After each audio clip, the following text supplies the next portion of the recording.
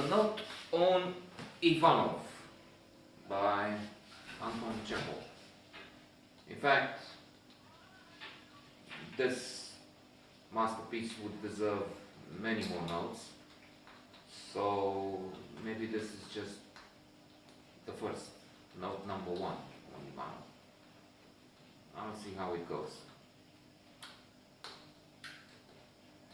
Fabulous, dazzling main character, Nicolai Ivanov, played, by the way, in this adaptation for the BBC, Radio 4 or 3, by Ralph Fiennes, fabulous, again, actor, known from the English Patient, Schindler's List as the dreadful Colonel, and a good number of other good films.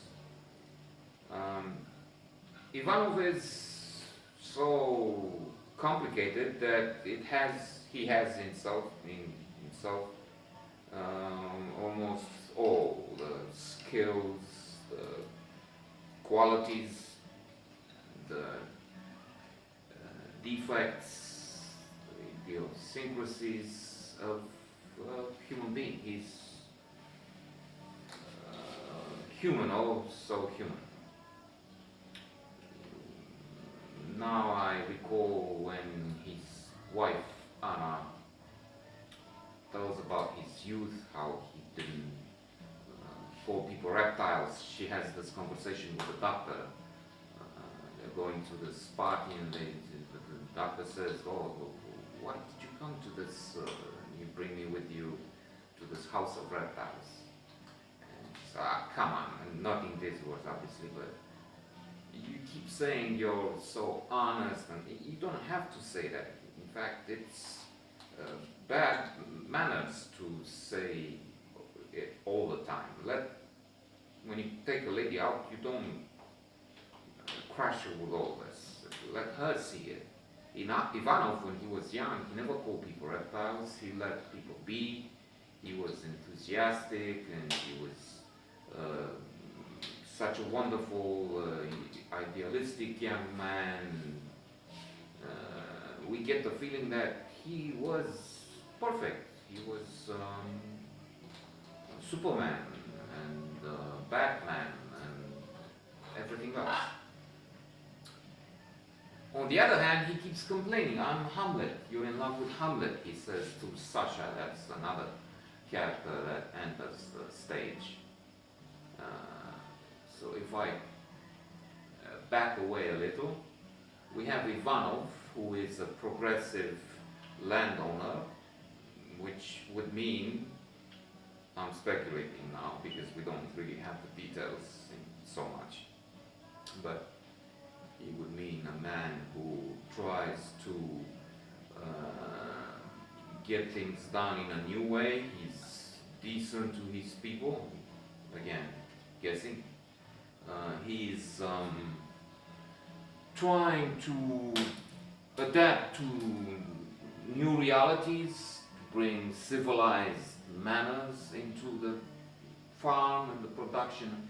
But alas, it doesn't work. He's in need of money, which is perhaps part of the basis of my thinking that he wasn't really exploiting, oppressing the people with self-interest and in mind, and with a selfish attitude, because then he would probably have the money, but he doesn't. That's one of the main themes, one of the big issues of this character and of the play.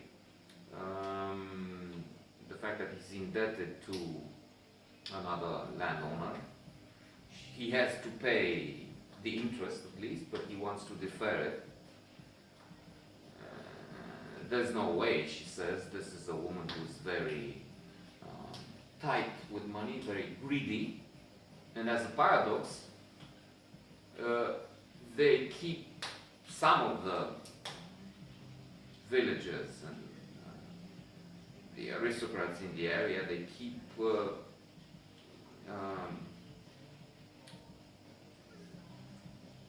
talking badly about the Jews.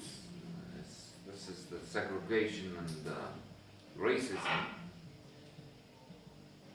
plus a backward dark age attitude is part of the plot. On one side we have these people with these outrageous ideas and beliefs, and on the other hand we have Ivanov, who married a Jew, but in his complexity at one point he calls her, Anna, a dirty Jew. But that's because he's besides himself. But from one point he's losing control of himself. He's overwhelmed by, and he says that, his tasks, his duty towards the land of workers, the farmers, the wife, his uncle, and he's not able to cope with it anymore. He gives this example.